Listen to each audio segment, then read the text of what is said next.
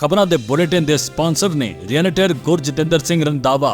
ਹਰ ਤਰ੍ਹਾਂ ਦੀ ਪ੍ਰਾਪਰਟੀ ਖਰੀਦਣ ਤੇ ਵੇਚਣ ਲਈ ਤੁਸੀਂ ਕਾਲ ਕਰ ਸਕਦੇ ਹੋ।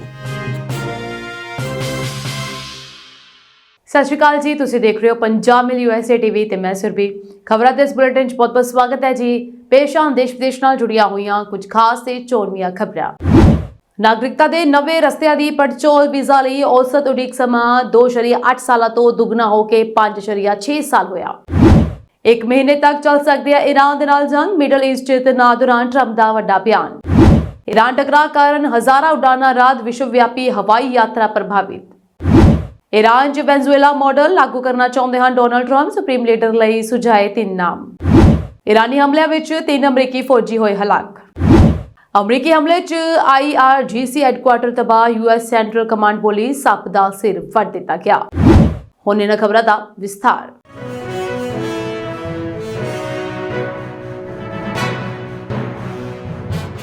1990 ਦੇ ਇਮੀਗ੍ਰੇਸ਼ਨ ਐਕਟ ਅਧੀਨ ਵੀਜ਼ਾ ਕੋਟਾ ਪ੍ਰਣਾਲੀ ਦੀ ਸ਼ੁਰੂਆਤ ਤੋਂ ਬਾਅਦ ਵੀਜ਼ਾ ਲਈ ਔਸਤ ਉਡੀਕ ਸਮਾਂ 2.8 ਸਾਲਾਂ ਤੋਂ ਦੁੱਗਣਾ ਹੋ ਕੇ 5.6 ਸਾਲ ਹੋ ਗਿਆ। 2025 ਵਿੱਚ ਬੈਕਲੌਗ 11.3 ਮਿਲੀਅਨ ਦੇ ਰਿਕਾਰਡ ਉੱਚੇ ਪੱਧਰ ਤੇ ਪਹੁੰਚਣ ਦੇ ਨਾਲ ਘੱਟੋ-ਘੱਟ 6,75,000 ਸੰਭਾਵੀ ਪ੍ਰਵਾਸੀਆਂ ਦੇ ਵੀਜ਼ਾ ਪ੍ਰਵਾਨਗੀ ਦੀ ਉਡੀਕ ਕਰਦੇ ਹੋਏ ਮਰਨ ਦੀ ਉਮੀਦ ਹੈ। ਸਿੱਟੇ ਵਜੋਂ ਨਾਗਰਿਕਤਾ ਦੇ ਮੌਜੂਦਾ ਮਾਰਗਾਂ ਅਤੇ ਸੰਭਾਵਿਤ ਸੁਧਾਰਾਂ ਦੇ ਵਿਸ਼ਲੇਸ਼ਣ ਜਨਤਕ ਅਤੇ ਕਾਂਗਰਸ ਦੀ ਕਾਰਵਾਈ ਨੂੰ ਜਾਰੀ ਰੱਖਦੇ ਹਨ। ਧਿਆਨ ਦੇ ਨਾਲ ਜਾਂਚ ਕਰਨ ਤੇ 5.6 ਸਾਲ ਦਾ ਔਸਤ ਪ੍ਰੋਸੈਸਿੰਗ ਸਮਾਂ ਵੀਜ਼ਾ ਦੀ ਕਿਸਮ ਦੇ ਆਧਾਰ ਤੇ ਬਹੁਤ ਬਦਲਦਾ ਹੈ। ਉਦਾਹਰਨ ਵਜੋਂ ਕੁਝ ਸਭ ਤੋਂ ਘੱਟ ਉਡੀਕ ਸਮੇਂ ਕੰਪਨੀ ਦੁਆਰਾ ਸਪਾਂਸਰ ਕੀਤੇ EB3 ਵੀਜ਼ਾ ਲਈ ਹਨ, ਜਿਨ੍ਹਾਂ ਦੇ ਵਿੱਚ ਲਗਭਗ 2 ਸਾਲ ਲੱਗਦੇ ਹਨ। ਦੂਜੇ ਪਾਸੇ ਕੁਝ ਵੀਜ਼ਾ ਸ਼੍ਰੇਣੀਆਂ ਜਿਵੇਂ ਕਿ ਪਰਿਵਾਰ ਦੁਆਰਾ ਸਪਾਂਸਰ ਕੀਤੇ ਗਏ F3 ਵੀਜ਼ਾ ਲਈ ਉਡੀਕ ਸਮਾਂ 21 ਸਾਲ ਤੋਂ ਵੱਧ ਹੋ ਸਕਦਾ ਹੈ। ਜਿਵੇਂ ਕਿ ਵੀਜ਼ਾ ਬਿਨੇਕਾਰਾਂ ਦੀ ਗਿਣਤੀ ਵਧਦੀ ਜਾ ਰਹੀ ਹੈ। 2024 ਦੀ ਗੱਲ ਕੀਤੀ ਜਾਏ ਤਾਂ ਇਸ ਵਿੱਚ 34 ਮਿਲੀਅਨ ਬਿਨੇਕਾਰਾਂ ਤੱਕ ਪਹੁੰਚ ਗਈ।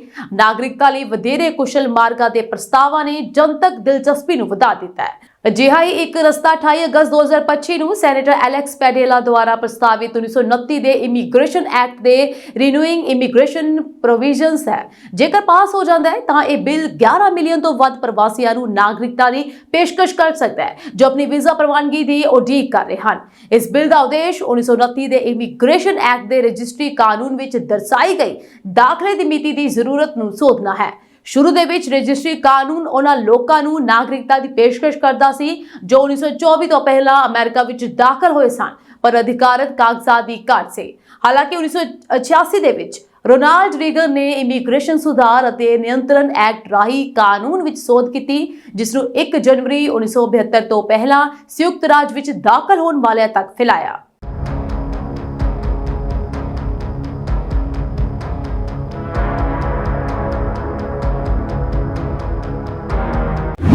ਅਮਰੀਕੀ ਰਾਸ਼ਟਰਪਤੀ ਡੋਨਾਲਡ ਟਰੰਪ ਨੇ ਈਰਾਨ ਦੇ ਨਾਲ ਚੱਲ ਰਹੇ ਮੌਜੂਦਾ ਸੰਘਰਸ਼ ਤੇ ਵੱਡਾ ਬਿਆਨ ਦਿੰਦਿਆਂ ਇਹ ਕਿਹਾ ਕਿ ਇਹ ਜੰਗ ਅਗਲੇ 1 ਮਹੀਨੇ ਤੱਕ ਚੱਲ ਸਕਦੀ ਹੈ। ਉਹਨਾਂ ਨੇ ਇੱਕ ਇੰਟਰਵਿਊ ਦੌਰਾਨ ਦੱਸਿਆ ਕਿ ਅਮਰੀਕੀ ਫੌਜੀ ਮੁਹਿੰਮ ਆਪਣੇ ਤੈਅ ਸ਼ੈਡਿਊਲ ਤੋਂ ਅੱਗੇ ਚੱਲ ਰਹੀ ਹੈ ਅਤੇ ਸਭ ਕੁਝ ਯੋਜਨਾ ਦੇ ਅਨੁਸਾਰ ਹੋ ਰਿਹਾ ਹੈ।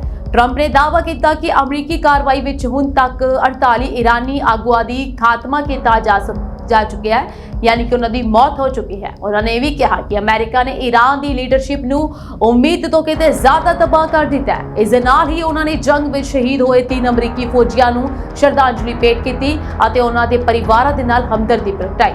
ਰਾਸ਼ਟਰਪਤੀ ਨੇ ਸੰਕੇਤ ਦਿੱਤਾ ਕਿ ਈਰਾਨ ਦੀ ਨਵੀਂ ਲੀਡਰਸ਼ਿਪ ਹੁਣ ਗੱਲਬਾਤ ਕਰਨਾ ਚਾਹੁੰਦੀ ਹੈ। ਹਾਲਾਂਕਿ ਟਰੰਪ ਨੇ ਇਹ ਕਿਹਾ ਹੈ ਕਿ ਉਹਨਾਂ ਨੂੰ ਇਹ ਕੋਸ਼ਿਸ਼ ਪਿਛਲੇ ਹਫ਼ਤੇ ਕਰਨੀ ਚਾਹੀਦੀ ਸੀ, ਪਰ ਉਹ ਅਜੇ ਵੀ ਭਵਿੱਖ ਵਿੱਚ ਗੱਲਬਾਤ ਲਈ ਤਿਆਰ ਹਨ। ਟਰੰਪ ਨੇ ਇੱਕ ਹੋਰ ਅਹਿਮ ਖੁਲਾਸਾ ਕਰਦਿਆਂ ਇਹ ਦੱਸਿਆ ਕਿ ਸਾਊਦੀ ਅਰਬ ਵੀ ਇਸ ਲੜਾਈ ਵਿੱਚ ਸ਼ਾਮਲ ਹੋ ਰਿਹਾ ਹੈ ਕਿਉਂਕਿ ਉਸ ਨੂੰ ਵੀ ਨਿਸ਼ਾਨਾ ਬਣਾਇਆ ਗਿਆ ਸੀ। ਇਸ ਤੋਂ ਇਲਾਵਾ ਉਹਨਾਂ ਨੇ ਬਹਿਰੀਨ, ਕਤਰ ਅਤੇ ਜੋਰਡਨ ਵਰਗੇ ਮਿੱਤਰ ਦੇਸ਼ਾਂ ਦੇ ਆਗੂਆਂ ਨਾਲ ਵੀ ਚਰਚਾ ਕੀਤੀ ਹੈ। ਉਹਨਾਂ ਨੇ ਉਮੀਦ ਜਤਾਈ ਹੈ ਕਿ ਅਮਰੀਕਾ ਅਤੇ ਇਜ਼ਰਾਈਲ ਦੇ ਹਮਲਿਆਂ ਤੋਂ ਬਾਅਦ ਈਰਾਨ ਦੇ ਵਿੱਚ ਲੋਕਤੰਤਰ ਪੈਦਾ ਹੋ ਸਕਦਾ ਹੈ। ਇਸ ਤੋਂ ਇਲਾਵਾ ਤੁਹਾਨੂੰ ਇਹ ਵੀ ਦੱਸ ਦਈਏ ਕਿ ਈਰਾਨ ਨੇ ਅਮਰੀਕਾ ਦੇ ਨਾਲ ਗੱਲਬਾਤ ਕਰਨ ਤੋਂ ਸਾਫ਼ ਇਨਕਾਰ ਕਰ ਦਿੱਤਾ ਹੈ, ਬਟ ਰਾਸ਼ਟਰਪਤੀ ਡੋਨਾਲਡ ਟਰੰਪ ਬਾਰ-ਬਾਰ ਇਹ ਦੁਹਰਾ ਰਹੇ ਨੇ ਕਿ ਅਮਰੀਕਾ ਜਿਹੜਾ ਹੈ ਜਾਂ ਫਿਰ ਈਰਾਨ ਹੈ ਅਮਰੀਕਾ ਦੇ ਨਾਲ ਗੱਲਬਾਤ ਕਰਨਾ ਚਾਹੁੰਦਾ ਹੈ, ਬਟ ਹੁਣ ਈਰਾਨ ਦੇ ਵਿੱਚ ਖਾਮੇਨੀ ਦੇ ਪੁੱਤਰ ਨੇ ਜਗ੍ਹਾ ਲੈ ਲਈ ਹੈ, ਜਿਸ ਕਰਕੇ ਇਸ ਗੱਲਬਾਤ ਨੂੰ ਅੱਗੇ ਵਧਾਉਣ ਤੋਂ ਉਹਨਾਂ ਨੇ ਰੋਕ ਦਿੱਤਾ ਹੈ।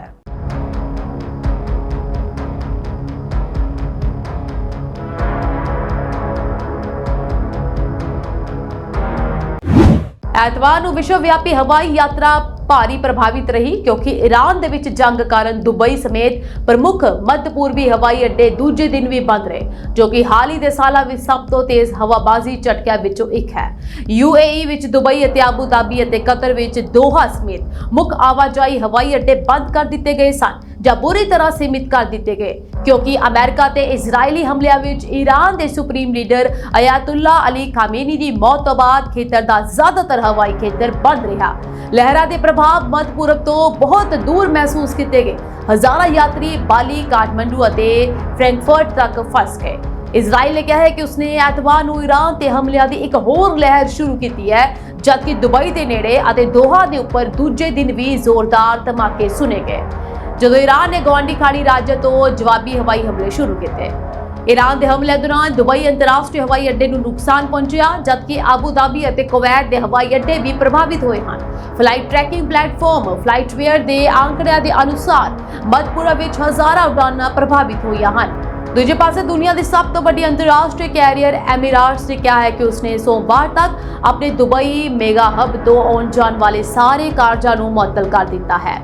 ਕਤਰ 에ਅਰਵੇਜ਼, ਜਿਸ ਨੇ ਸਾਰੇ ਕੰਮਕਾਜ ਮੁਅੱਤਲ ਕਰ ਦਿੱਤੇ ਹਨ, ਉਹਨਾਂ ਨੇ ਇਹ ਕਿਹਾ ਕਿ ਉਹ ਸੋਮਵਾਰ ਨੂੰ ਇਸ ਬਾਰੇ ਹੋਰ ਅਪਡੇਟ ਪ੍ਰਦਾਨ ਕਰੇਗਾ ਅਤੇ ਜਰਮਨੀ ਦੀ ਲੁਫਥਾਂਸਾ ਨੇ ਇਸ ਖੇਤਰ ਲਈ ਆਪਣੀਆਂ ਉਡਾਨਾਂ ਦੀ ਮੁਅੱਤਲੀ 8 ਮਾਰਚ ਤੱਕ ਵਧਾ ਦਿੱਤੀ ਹੈ। ਐਤਵਾਰ ਨੂੰ ਫਲਾਈਟ ਰਾਡਾਰ 24 ਦੇ ਨਕਸ਼ਿਆਂ ਤੋਂ ਪਤਾ ਲੱਗਾ ਕਿ Iran, Iraq, Kuwait, Israel, Bahrain, UAE ਅਤੇ ਕਤਰ ਦਾ ਹਵਾਈ ਖੇਤਰ ਲਗਭਗ ਖਾਲੀ ਰਿਹਾ ਹੈ, ਜਿਸ ਕਰਕੇ ਬਹੁਤ ਸਾਰੀ ਗਿਣਤੀ ਵਿੱਚ ਯਾਤਰੀ 에ਅਰਪੋਰਟ ਤੇ ਵੀ ਫਸੇ ਹੋਏ ਹਨ। ਫਿਲਹਾਲ ਤਾਂ ਖਾਣ ਪੀਣ ਦਾ ਖਰਚਾ ਵੀ ਸਭ ਕੁਝ ਉਹ ਚੱਕਿਆ ਜਾਵੇਗਾ UAE ਦੀ ਯਾਨੀ ਕਿ ਐਮੀਰਾਈਟਸ ਵੱਲੋਂ ਹੀ ਜਾਂ ਫਿਰ 에ਅਰਲਾਈਨਸ ਵੱਲੋਂ ਹੀ ਸਾਰਾ ਖਰਚਾ ਯਾਤਰੀਆਂ ਦਾ ਚੱਕਿਆ ਜਾਏਗਾ। ਬਟ ਇਸ ਦੇ ਨਾਲ ਹੀ ਉਹਨਾਂ ਨੇ ਯਾਤਰੀਆਂ ਨੂੰ ਇਹ ਵੀ ਅਪੀਲ ਕੀਤੀ ਸੀ ਜੋ 에ਅਰਪੋਰਟ ਤੱਕ ਨਹੀਂ ਪਹੁੰਚੇ ਹਨ ਕਿ ਆਪਣੀ ਜਿਹੜੀ ਸਥਿਤੀ ਨੂੰ ਦੇਖ ਕੇ ਹੀ, ਆਨਲਾਈਨ ਸਥਿਤੀ ਦੇਖ ਕੇ, 에ਅਰਪੋਰਟ ਦੀ ਜਾਂ ਜਹਾਜ਼ ਦੀ ਸਥਿਤੀ ਦੇਖ ਕੇ ਹੀ ਉਹ 에ਅਰਪੋਰਟ ਦੇ ਵਿੱਚ ਪਹੁੰਚਣ।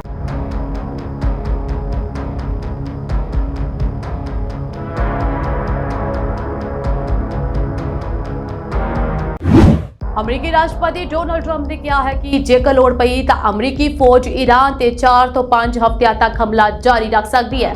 ਇਸ ਦੇ ਨਾਲ ਹੀ ਉਹਨਾਂ ਨੇ ਸੁਝਾਅ ਦਿੱਤਾ ਹੈ ਕਿ ਵੈਨਜ਼ੂਏਲਾ ਮਾਡਲ ਤਹਿਰਾਨ ਦੇ ਵਿੱਚ ਲੜਾਈ ਤੋਂ ਬਾਅਦ ਦੇ ਬਦਲਾਅ ਨੂੰ ਰੂਪ ਦੇ ਸਕਦਾ ਹੈ। ਇਸ ਮਾਡਲ ਦੇ ਤਹਿਤ ਸਿਰਫ ਚੋਟੀ ਦੇ ਆਗੂ ਨੂੰ ਹਟਾ ਕੇ ਦੇਸ਼ ਦੇ ਜ਼ਿਆਦਾਤਰ ਹਿੱਸੇ ਅਤੇ ਪ੍ਰਸ਼ਾਸਨਿਕ ਢਾਂਚੇ ਨੂੰ ਬਰਕਰਾਰ ਰੱਖਿਆ ਜਾਵੇਗਾ। ਨਿਊਯਾਰਕ ਟਾਈਮਜ਼ ਨੂੰ ਦਿੱਤੇ ਇੱਕ ਸੰਖੇਪ ਟੈਲੀਫੋਨਿਕ ਇੰਟਰਵਿਊ ਵਿੱਚ ਟਰੰਪ ਨੇ ਇਸ ਮੁਹਿੰਮ ਨੂੰ ਜਾਰੀ ਰੱਖਣ ਦੇ ਆਪਣੇ ਭਰੋਸੇ ਬਾਰੇ ਦੱਸਿਆ ਅਤੇ ਵਾਰ-ਵਾਰ ਲਾਤੀਨੀ ਅਮਰੀਕਾ ਵਿੱਚ ਕੀਤੇ ਗਏ ਸਫਲ ਫੌਜੀ ਆਪਰੇਸ਼ਨ ਵੱਲ ਇਸ਼ਾਰਾ ਕੀਤਾ ਹੈ।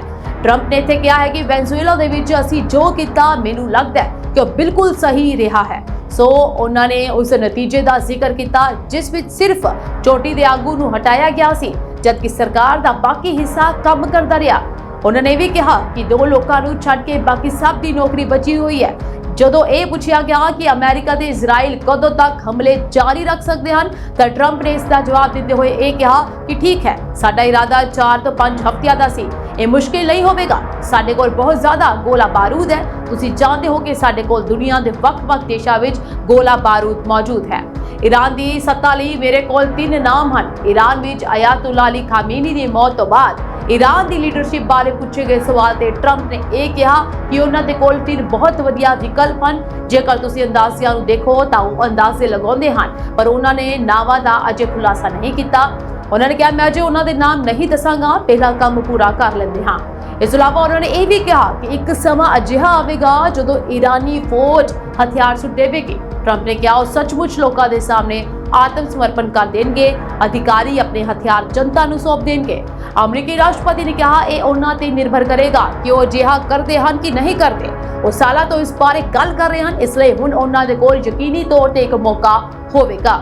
ਸੋ ਇਸ ਤੋਂ ਇਲਾਵਾ ਇੱਕ ਸਵਾਲ ਪੈਦਾ ਹੁੰਦਾ ਹੈ ਕਿ ਈਰਾਨ ਤੋਂ ਪਾਬੰਦੀਆਂ ਹਟਾਉਣਗੇ ਡੋਨਾਲਡ ਟਰੰਪ ਕਿ ਨਹੀਂ। ਸੋ ਇਸ ਤੇ ਡੋਨਾਲਡ ਟਰੰਪ ਨੇ ਕਿਹਾ ਕਿ ਜੇਕਰ ਨਵੇਂ ਨੇਤਾ ਪ੍ਰੈਕਟੀਕਲ ਸਾਬਿਤ ਹੋਏ ਤਾਂ ਉਹ ਪਾਬੰਦੀਆਂ ਹਟਾਉਣ ਤੇ ਵਿਚਾਰ ਕਰਨਗੇ, ਪਰ ਜੇਕਰ ਈਰਾਨ ਦੇ ਨੇਤਾ ਆਵਾਜ਼ ਉਠਾਉਂਦੇ ਹਨ ਤਾਂ ਉਹਨਾਂ ਦਾ ਬਚਾਅ ਕਰਨ ਦਾ ਵਾਅਦਾ ਕਰਨ ਤੋਂ ਇਨਕਾਰ ਕਰ ਦਿੱਤਾ।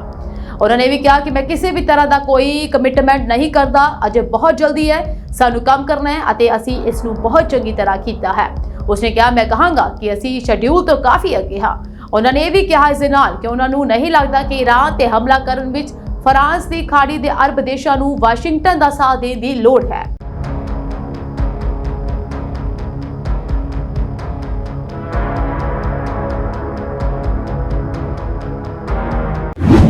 ਅਮਰੀਕਾ ਤੇ ਈਰਾਨ ਦੇ ਵਿਚਾਲੇ ਵੱਧਦੇ ਜੰਗੀ ਤਣਾਅ ਦੌਰਾਨ ਪਹਿਲੀ ਵਾਰ ਵੱਡੇ ਜਾਨੀ ਨੁਕਸਾਨ ਦੀ ਖਬਰ ਵੀ ਸਾਹਮਣੇ ਆਈ ਹੈ। ਅਮਰੀਕੀ ਫੌਜ ਅਨੁਸਾਰ ਈਰਾਨੀ ਹਮਲਿਆਂ ਦੌਰਾਨ 3 ਅਮਰੀਕੀ ਫੌਜੀ ਮਾਰੇ ਗਏ ਹਨ ਅਤੇ 5 ਹੋਰ ਗੰਭੀਰ ਰੂਪ ਵਿੱਚ ਜ਼ਖਮੀ ਹੋਏ ਹਨ। ਮਾਰੇ ਗਏ ਫੌਜੀ ਕੁਵੈਤ ਵਿੱਚ ਤੈਨਾਤ ਇੱਕ ਲੌਜਿਸਟਿਕ ਯੂਨਿਟ ਦਾ ਹਿੱਸਾ ਸਨ। ਅਮਰੀਕੀ ਸੈਂਟਰਲ ਕਮਾਂਡ ਨੇ ਇਸ ਦੀ ਪੁਸ਼ਟੀ ਕੀਤੀ ਹੈ। ਹਾਲਾਂਕਿ ਪਰਿਵਾਰਾਂ ਨੂੰ ਸੂਚਿਤ ਕਰਨ ਦੀ ਪ੍ਰਕਿਰਿਆ ਕਾਰਨ ਅਜੇ ਸੈਨਿਕਾਂ ਦੀ ਪਛਾਣ ਗੁਪਤ ਰੱਖੀ ਗਈ ਹੈ। ਦੱਸਿਆ ਜਾ ਰਿਹਾ ਹੈ ਕਿ ਈਰਾਨ ਨੇ ਅਮਰੀਕਾ ਤੇ ਇਜ਼ਰਾਈਲ ਵੱਲੋਂ ਆਪਣੇ ਸੁਪਰੀਮ ਲੀਡਰ ਅਯਾਤੁੱਲਾ ਅਲੀ ਖਾਮੇਨੀ ਦੇ ਮਾਰੇ ਜਾਣ ਤੋਂ ਬਾਅਦ ਇਹ ਜਵਾਬੀ ਕਾਰਵਾਈ ਕੀਤੀ ਹੈ। ਰਾਸ਼ਟਰਪਤੀ ਡੋਨਾਲਡ ਟਰੰਪ ਨੇ ਆਪਣੇ ਟਰੁਥ ਸੋਸ਼ਲ ਪਲੇਟਫਾਰਮ ਤੇ ਇੱਕ ਵੀਡੀਓ ਸੰਦੇਸ਼ ਜਾਰੀ ਕਰਦਿਆਂ ਇਹਨਾਂ ਫੌਜੀਆਂ ਨੂੰ ਸੱਚੇ ਦੇਸ਼ ਭਗਤ ਦੱਸਿਆ ਅਤੇ ਉਹਨਾਂ ਦੀ ਸ਼ਹਾਦਤ ਤੇ ਦੁੱਖ ਜ਼ਾਹਰ ਕੀਤਾ ਹੈ। ਟਰੰਪ ਨੇ ਚੇਤਾਵਨੀ ਵੀ ਦਿੱਤੀ ਹੈ ਇਸ ਦੇ ਨਾਲ ਕਿ ਇਹ ਜੰਗ ਅਜੇ ਕੁਝ ਹਫ਼ਤੇ ਹੋਰ ਚੱਲ ਸਕਦੀ ਹੈ ਅਤੇ ਆਉਣ ਵਾਲੇ ਸਮੇਂ ਵਿੱਚ ਅਮਰੀਕੀ ਫੌਜ ਨੂੰ ਹੋਰ ਜਾਨੀ ਨੁਕਸਾਨ ਝੱਲਣਾ ਪੈ ਸਕਦਾ ਹੈ। ਉਹਨਾਂ ਨੇ ਕਿਹਾ, ਬਦਕਿਸਮਤੀ ਨਾਲ ਅਜਿਹੀਆਂ ਘਟਨਾਵਾਂ ਜੰਗ ਵਿੱਚ ਵਾਪਰਦੀਆਂ ਹਨ, ਪਰ ਅਸੀਂ ਇਹ ਸਭ ਭਵਿੱਖ ਦੀ ਸੁਰੱਖਿਆ ਲਈ ਕਰ ਰਹੇ ਹਾਂ। ਇਸ ਦੌਰਾਨ ਈਰਾਨੀ ਰੈਵੋਲੂਸ਼ਨਰੀ ਗਾਰਡ ਨੇ ਅਮਰੀਕੀ ਅਤੇ ਇਜ਼ਰਾਈਲੀ ਟਿਕਾਣਿਆਂ ਤੇ ਹੁਣ ਤੱਕ ਦਾ ਸਭ ਤੋਂ ਭਿਆਨਕ ਹਮਲਾ ਕਰਨ ਦੀ ਧਮਕੀ ਦਿੱਤੀ ਹੈ।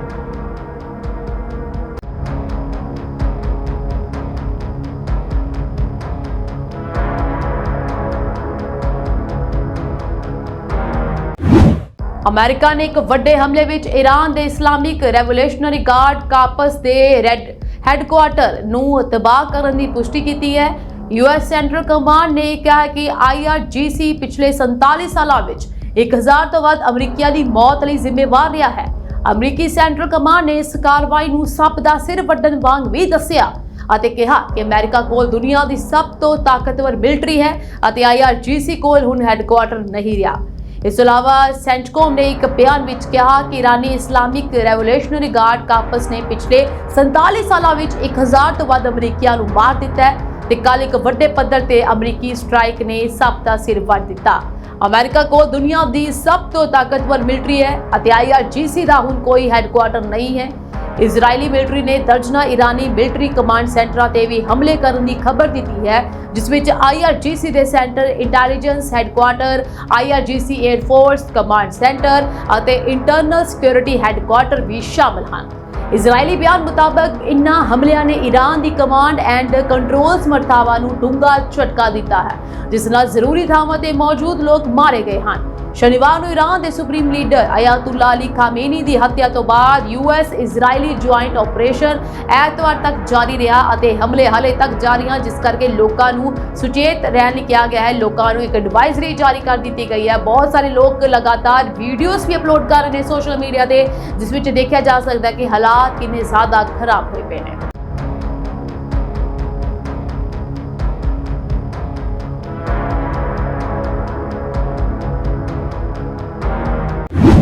ਈਰਾਨ ਦੇ ਸਰਵਉੱਚ ਲੀਡਰ ਅਯਾਤੁੱਲਾ ਅਲੀ ਖਾਮੇਨੀ ਦੀ ਮੌਤ ਤੋਂ ਬਾਅਦ ਪਾਕਿਸਤਾਨ ਦੇ ਵਿੱਚ ਤਣਾਅ ਵੱਧ ਗਿਆ ਹੈ।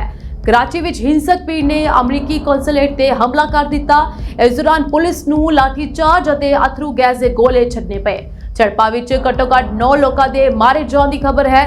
ਸਿੰਧ ਦੇ ਗ੍ਰਹਿ ਮੰਤਰੀ ਜ਼ਿਆਉਲ ਹਸਨ ਨੇ ਇਸ ਘਟਨਾ ਤੇ ਰਿਪੋਰਟ ਮੰਗੀ ਹੈ ਅਤੇ ਸੁਰੱਖਿਆ ਵਧਾਉਣ ਦੇ ਹੁਕਮ ਦੇ ਦਿੱਤੇ ਹਨ। ਉਹਨਾਂ ਨੇ ਕਿਹਾ ਕਿਸੇ ਨੂੰ ਵੀ ਕਾਨੂੰਨ ਆਪਣੇ ਹੱਥ ਵਿੱਚ ਲੈਣ ਦੀ ਇਜਾਜ਼ਤ ਨਹੀਂ ਦਿੱਤੀ ਜਾਵੇਗੀ। ਐਤਵਾਰ ਨੂੰ MT ਖਾਨ ਰੋਡ ਤੇ ਅਮਰੀਕੀ ਕੌਂਸੂਲੇਟ ਵੱਲ ਮਾਰਚ ਕਰ ਰਹੀ ਭੀੜ ਅਤੇ ਪੁਲਿਸ ਵਿਚਕਾਰ ਭਿਆਨਕ ਝੜਪਾਂ ਹੋਈਆਂ। ਇਸ ਵਿੱਚ ਘੱਟੋ-ਘੱਟ 9 ਲੋਕ ਮਾਰੇ ਗਏ ਅਤੇ ਕਈ ਜ਼ਖਮੀ ਹੋਏ ਹਨ। ਪਾਕਿਸਤਾਨ ਦੇ ਇੱਕ ਟੀਵੀ ਦੀ ਇੱਕ ਰਿਪੋਰਟ ਦੇ ਅਨੁਸਾਰ ਪ੍ਰਦਰਸ਼ਨਕਾਰੀ MT ਖਾਨ ਰੋਡ ਤੇ ਕੌਂਸੂਲੇਟ ਦੇ ਬਾਹਰ ਇਕੱਠੇ ਹੋਏ ਅਤੇ ਇਮਾਰਤ ਵਿੱਚ ਦਾਖਲ ਹੋਣ ਦੀ ਕੋਸ਼ਿਸ਼ ਕਰਦੇ ਹੋਏ ਪੱਥਰ ਸੁੱਟੇ ਹਨ। ਰਿਪੋਰਟ ਵਿੱਚ ਅੱਗੇ ਵੀ ਕਿਹਾ ਗਿਆ ਕਿ ਪੁਲਿਸ ਨੇ ਸਥਿਤੀ ਨੂੰ ਕਾਬੂ ਵਿੱਚ ਲਿਆਉਣ ਲਈ ਭਾਰੀ ਗੋਲੀਬਾਰੀ ਕੀਤੀ ਹੈ। ਪੁਲਿਸ ਅਧਿਕਾਰੀਆਂ ਦੇ ਅਨੁਸਾਰ ਜ਼ਖਮੀਆਂ ਨੂੰ ਇਲਾਜ ਲਈ ਨੇੜਲੇ ਹਸਪਤਾਲਾਂ ਵਿੱਚ ਦਾਖਲ ਕਰਵਾਇਆ ਗਿਆ ਹੈ। ਇਸ ਦੇ ਨਾਲ ਦਾ ਅੰਦਾਜ਼ਾ ਹੋਰ ਵੀ ਬਹੁਤ ਸਾਰੀਆਂ ਰਿਪੋਰਟਾਂ ਐਸੇ ਸਾਹਮਣੇ ਆ ਰਹੀਆਂ ਨੇ, ਜਿਸ ਵਿੱਚ ਦੇਖਿਆ ਜਾ ਸਕਦਾ ਹੈ ਕਿ ਕਿੱਥੇ ਹਮਲੇ ਹੋਏ ਨੇ, ਲੇਕਿਨ ਵਿਰੋਧ ਪ੍ਰਦਰਸ਼ਨ ਕਿਸੇ ਹੋਰ ਦੇਸ਼ਾਂ ਦੇ ਵਿੱਚ ਹੋ ਰਹੇ ਨੇ। ਖਾਸ ਤੌਰ ਦੇ ਵਿੱਚ ਪਾਕਿਸਤਾਨ ਦੇ ਵਿੱਚ ਕਾਫੀ ਜ਼ਿਆਦਾ ਰੋਸ ਦੇਖਣ ਨੂੰ ਮਿਲ ਰਿਹਾ ਹੈ, ਜਿਸ ਵਿੱਚ ਲੋਕਾਂ ਨੇ ਇਕੱਠੇ ਹੋ ਕੇ ਲਗਾਤਾਰ ਅਮਰੀਕਾ ਦਾ ਵਿਰੋਧ ਕੀਤਾ ਹੈ। ਹੁਣ ਲਗਾਤਾਰ ਟਰੰਪ ਦੇ ਖਿਲਾਫ ਪ੍ਰਦਰਸ਼ਨ ਵੀ ਹੁੰਦੇ ਹੋਏ ਨਜ਼ਰ ਆ ਰਹੇ ਹਨ।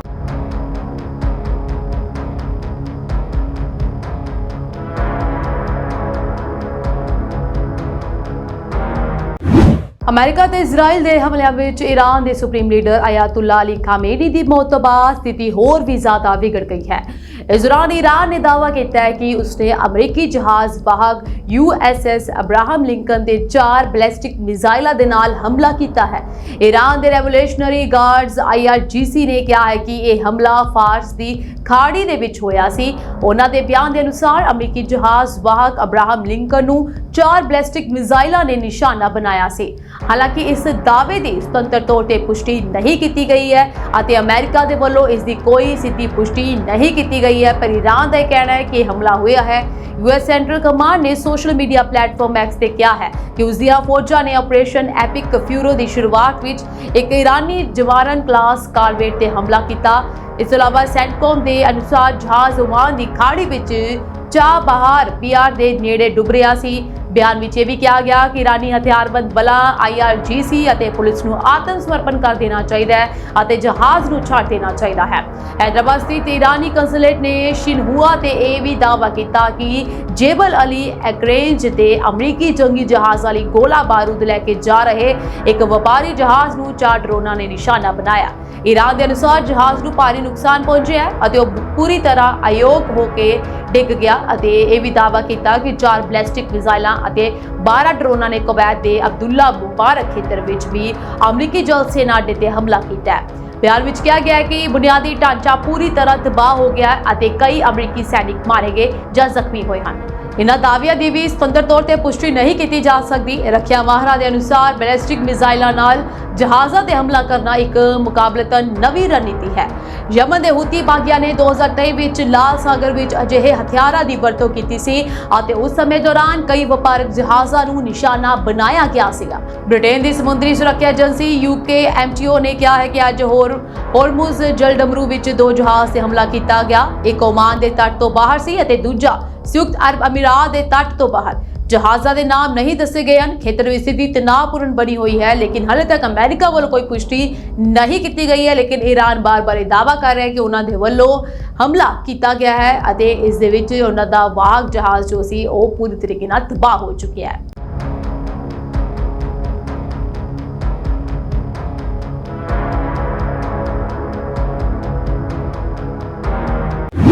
ईरान ਦੇ ਰਾਸ਼ਟਰਪਤੀ ਮਸੂਦ ਪੇਜ਼ੇਸ਼ਕਿਆਨ ਨੇ ਸੁਪਰੀਮ ਲੀਡਰ ਆਇਤੁੱਲਾ ਅਲੀ ਖਮੇਨੀ ਦੀ ਮੌਤ ਤੇ ਦੇਸ਼ ਨੂੰ ਸੰਬੋਧਨ ਕਰਦਿਆਂ ਇਸ ਨੂੰ ਅਮਰੀਕਾ ਅਤੇ ਇਜ਼ਰਾਈਲ ਦਾ ਸਾਂਝਾ ਅਪਰਾਧ ਦੱਸਿਆ ਹੈ।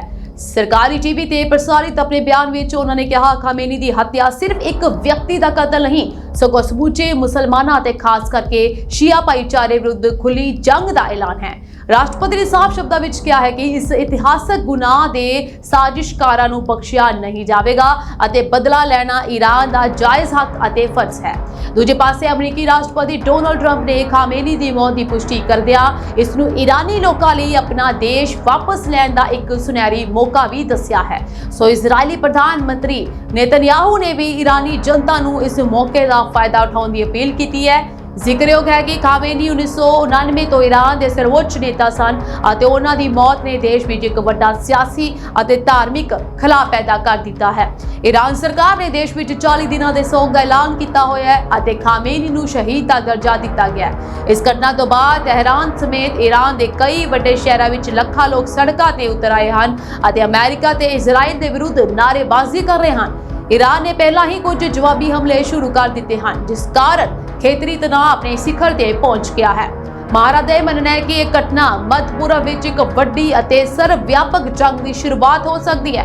ਸੋ ਆਉਣ ਵਾਲੇ ਦਿਨਾਂ ਦੇ ਵਿੱਚ ਈਰਾਨ ਦੀ ਫੌਜੀ ਕਾਰਵਾਈ ਅਤੇ ਸੱਤਾ ਤਬਦੀਲੀ ਦੀ ਪ੍ਰਕਿਰਿਆ ਦੁਨੀਆ ਭਰ ਦੀ ਨਜ਼ਰ ਵਿੱਚ ਰਹੇਗੀ ਅਤੇ ਲੋਕ ਦੇਖਣਾ ਚਾਹੁੰਦੇ ਹਨ ਕਿ ਆਖਰ ਈਰਾਨ ਦੇ ਵਿੱਚ ਕੀ ਬਦਲਾਅ ਆਉਣਗੇ ਜਾਂ ਫਿਰ ਈਰਾਨ ਦੇ ਵਿੱਚ ਹਾਲਾਤ ਉਸੇ ਤਰੀਕੇ ਦੇ ਨਾਲ ਬਰਕਰਾਰ ਰਹਿਣਗੇ ਜਿਸ ਤਰੀਕੇ ਦੇ ਨਾਲ ਖਾਮੇਨੀ ਦੇ ਸਮੇਂ ਦੇ ਵਿੱਚ ਸੀਗੇ ਅਤੇ ਲੋਕਾਂ ਦੇ ਵਿੱਚ ਡਰ ਪੈਦਾ ਹੋਏਗਾ ਜਾਂ ਖੁਸ਼ੀ, ਇਹ ਆਉਣ ਵਾਲੇ ਸਮੇਂ ਵਿੱਚ ਪਤਾ ਲੱਗੇਗਾ।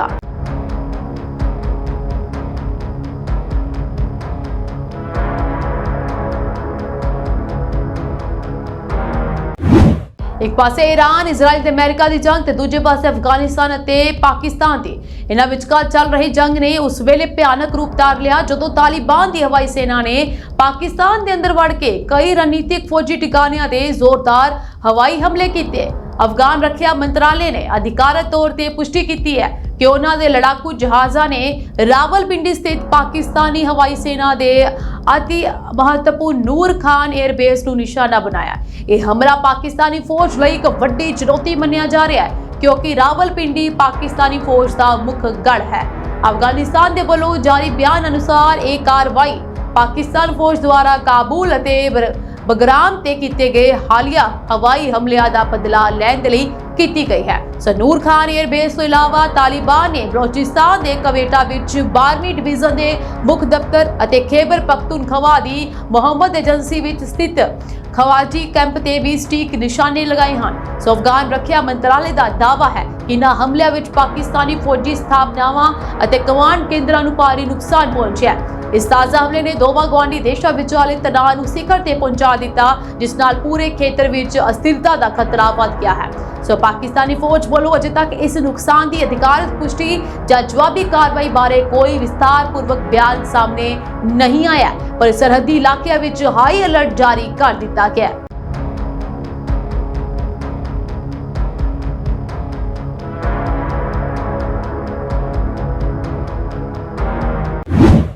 ਪਾਕਿਸਤਾਨ ਦੇ ਵਿੱਚ ਘੱਟ ਗਿਣਤੀਆਂ ਦੇ ਧਾਰਮਿਕ ਸਥਾਨਾਂ ਦੀ ਬਦਹਾਲੀ ਅਤੇ ਉਹਨਾਂ ਨੂੰ ਵੇਚਣ ਦਾ ਇੱਕ ਹੋਰ ਸ਼ਰਮਨਾਕ ਮਾਮਲਾ ਸਾਹਮਣੇ ਆਇਆ ਜੀ।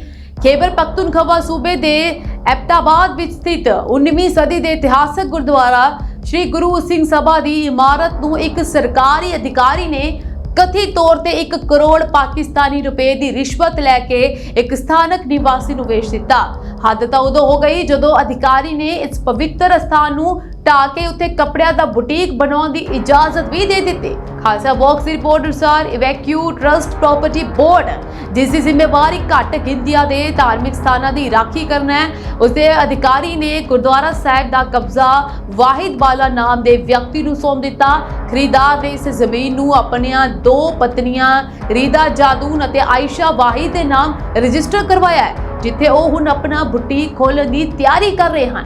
ਸਿੱਖ ਰਾਜ ਦੀ ਨਿਸ਼ਾਨੀ ਹੈ ਇਹ ਗੁਰਦੁਆਰਾ 1818 ਤੋਂ 1849 ਦੇ ਵਿਚਕਾਰ ਮਹਾਰਾਜਾ ਰਣਜੀਤ ਸਿੰਘ ਦੇ ਰਾਜ ਦੌਰਾਨ ਬਣਾਇਆ ਗਿਆ ਸੀਗਾ। ਅੱਜ ਵੀ ਗੁਰਦੁਆਰੇ ਦੇ ਮੁੱਖ ਗੇਟ ਤੇ ਗੁਰਮੁਖੀ ਵਿੱਚ ਗੁਰਦੁਆਰਾ ਸ਼੍ਰੀ ਗੁਰੂ ਸਿੰਘ ਸਭਾ ਲਿਖਿਆ ਹੋਇਆ ਹੈ ਅਤੇ ਦੀਵਾਨ ਹਾਲ ਦੇ ਬਾਹਰ ਸੱਚਖੰਡੀ ਵਸਾਈ ਨਿਰੰਕਾਰ ਲਿਖਿਆ ਹੋਇਆ ਹੈ। ਸਾਫ਼ ਨਜ਼ਰ ਆਉਂਦਾ ਹੈ ਐਬਟਾਬਾਦ ਦੇ ਜਿਸ ਬਾਜ਼ਾਰ ਵਿੱਚ ਇਹ ਸਥਿਤ ਹੈ ਉਸ ਨੂੰ ਅੱਜ ਵੀ ਲੋਕ ਗੁਰਦੁਆਰਾ ਬਾਜ਼ਾਰ ਅਤੇ ਉਸ ਗਲੀ ਨੂੰ ਗੁਰਦੁਆਰਾ ਵਾਲੀ ਗਲੀ ਦੇ ਨਾਮ ਨਾਲ ਜਾਣਦੇ ਹਨ। ਪਾਕਿਸਤਾਨੀ ਸਿੱਖਾਂ ਨੇ ਇਸ ਘਟਨਾ ਦੀ ਸਖਤ ਨਿੰਦਾ ਕਰਦਿਆਂ ਦੋਸ਼ੀ ਅਧਿਕਾਰੀ ਨੂੰ ਤੁਰੰਤ ਬਰਖਾਸਤ ਕਰਨ ਦੀ ਮੰਗ ਕੀਤੀ ਹੈ। ਉਹਨਾਂ ਦਾ ਕਹਿਣਾ ਹੈ ਕਿ ETPB ਕਈ ਸਾਲਾਂ ਤੋਂ ਗੁਰਦੁਆਰਾ ਕੰਪਲੈਕਸ ਦੀਆਂ ਦੁਕਾਨਾਂ ਤੋਂ ਕਿਰਾਇਆ ਵਸੂਲ ਰਿਹਾ ਹੈ, ਪਰ ਇਮਾਰਤ ਦੀ ਮੁਰੰਮਤ ਕਰਨ ਦੀ ਬਜਾਏ ਹੁਣ ਇਸ ਨੂੰ ਖਤਮ ਕਰਨ ਦੀ ਸਾਜ਼ਿਸ਼ ਰਚੀ ਗਈ ਹੈ। ਸਿੱਖਾਂ ਨੇ ਪਾਕਿਸਤਾਨੀ ਸਰਕਾਰ ਨੂੰ ਅਪੀਲ ਕੀਤੀ ਹੈ ਕਿ ਇਸ ਇਤਿਹਾਸਕ ਵਿਰਾਸਤ ਨੂੰ ਢਾਉਣ ਤੋਂ ਬਚਾਇਆ ਜਾਵੇ।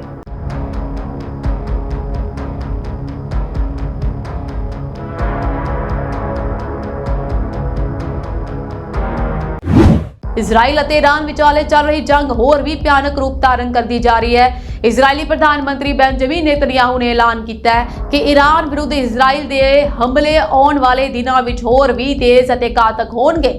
ਰੱਖਿਆ ਮੰਤਰੀ ਇਜ਼ਰਾਈਲ ਕਾਰਸ IDF ਚੀਫ ਅਤੇ ਮੋਸਾਦ ਮੁਖੀ ਡੇਵਿਡ ਬਾਰਨੀਆ ਨਾਲ ਇੱਕ ਅਹਿਮ ਮੀਟਿੰਗ ਤੋਂ ਬਾਅਦ ਨੇਤਨਯਾਹੂ ਨੇ ਕਿਹਾ ਕਿ ਸਾਡੀਆਂ ਫੌਜਾਂ ਹੁਣ ਤਹਿਰਾਨ ਦੇ ਦਿਲ ਵਿੱਚ ਵੱਧਦੀ ਤੀਬਰਤਾ ਨਾਲ ਹਮਲੇ ਕਰ ਰਹੀਆਂ ਹਨ ਅਤੇ ਆਉਣ ਵਾਲੇ ਦਿਨਾਂ ਵਿੱਚ ਇਹ ਹਮਲੇ ਹੋਰ ਵੀ ਜ਼ਿਆਦਾ ਵਧਣਗੇ। ਨੇਤਨਯਾਹੂ ਨੇ ਕਿਹਾ ਹੈ ਕਿ ਅਮਰੀਕਾ ਤੇ ਇਜ਼ਰਾਈਲ ਦੀ ਸਾਂਝੀ ਤਾਕਤ ਨੇ ਉਹਨਾਂ ਨੂੰ ਉਹ ਕਰਨ ਦਾ ਮੌਕਾ ਦਿੱਤਾ ਹੈ ਜਿਸ ਦੀ ਉਹ ਪਿਛਲੇ 40 ਸਾਲਾਂ ਤੋਂ ਉਡੀਕ ਕਰ ਰਹੇ ਸਨ। ਉਹਨਾਂ ਨੇ ਵੀ ਕਿਹਾ ਉਹ ਇਸ ਅੱਤਵਾਦੀ ਸ਼ਾਸਨ ਤੇ ਨਿਰਣਾਇਕ ਹਮਲਾ ਕਰਨ ਦਾ ਆਪਣਾ ਵਾਅਦਾ ਪੂਰਾ ਕਰਨਗੇ। ਈਰਾਨ ਵੱਲੋਂ ਇਜ਼ਰਾਈਲ ਤੇ ਕੀਤੇ ਗਏ ਜਵਾਬੀ ਹਮਲਿਆਂ ਦਾ ਜ਼ਿਕਰ ਕਰਦਿਆਂ ਨੇਤਨਯਾਹੂ ਨੇ ਮੰਨਿਆ ਕਿ ਇਹ ਇਜ਼ਰਾਈਲ ਲਈ ਦਰਦਨਾਕ ਦਿਨ ਹਨ। ਉਹਨਾਂ ਨੇ ਤੇਲ ਅਵੀਵ ਅਤੇ ਬੇਤ ਸ਼ੇਮੇਸ਼ ਵਿੱਚ ਹੋਏ ਈਰਾਨੀ ਹਮਲਿਆਂ ਦੇ ਪੀੜਿਤ ਪਰਿਵਾਰਾਂ ਨਾਲ ਹਮਦਰਦੀ ਪ੍ਰਗਟਾਈ ਅਤੇ ਜ਼ਖਮੀਆਂ ਦੇ ਜਲਦੀ ਠੀਕ ਹੋਣ ਦੀ ਕਾਮਨਾ ਵੀ ਕੀਤੀ ਹੈ।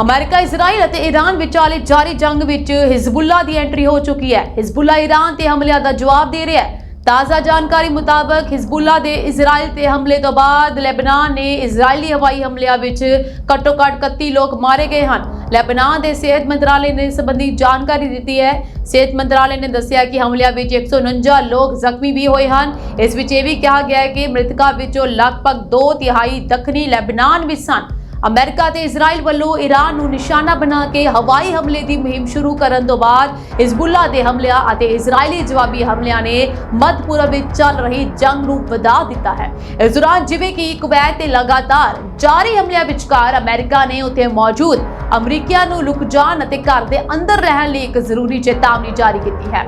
ਇਸ ਵਿੱਚ ਇਹ ਵੀ ਕਿਹਾ ਗਿਆ ਹੈ ਕਿ ਬਿਨਾਂ ਜ਼ਿਆਦਾ ਜਾਣਕਾਰੀ ਦੇ ਦੁੱਧ ਵਿੱਚ ਨਾ ਆਓ। ਇਸ ਤੋਂ ਇਲਾਵਾ ਹੋਰ ਵੀ ਬਹੁਤ ਸਾਰੀ ਅਪੀਲ ਲੋਕਾਂ ਨੂੰ ਕੀਤੀ ਗਈ ਹੈ। ਫਿਲਹਾਲ ਹੁਣ ਜਾਨੀ ਨੁਕਸਾਨ ਦੀ ਖਬਰਾਂ ਵੀ ਸਾਹਮਣੇ ਆਉਣੀਆਂ ਸ਼ੁਰੂ ਹੋ ਚੁੱਕੀਆਂ ਹਨ। ਇਹ ਉਮੀਦ ਕੀਤੀ ਜਾ ਰਹੀ ਹੈ ਕਿ ਹੌਲੀ-ਹੌਲੀ ਜੋ ਗਿਣਤੀ ਹੈ ਹੋਰ ਵੀ ਜ਼ਿਆਦਾ ਵੱਧ ਸਕਦੀ ਹੈ। ਫਿਲਹਾਲ ਇਹ ਹਮਲੇ ਜਿਹੜੇ ਰੁਕਣ ਦਾ ਨਾਮ ਨਹੀਂ ਲੈ ਰਹੇ ਨੇ, ਜਿਵੇਂ ਕਿ ਡੋਨਲਡ ਟਰੰਪ ਤੇ ਨੇਤਨਯਾਹੂ ਨੇ ਕਿਹਾ ਹੈ ਕਿ ਇਹ ਹਮਲੇ ਜਿਹੜੇ ਹੋਰ ਵੀ ਜ਼ਿਆਦਾ ਵੱਧ ਸਕਦੇ ਹਨ।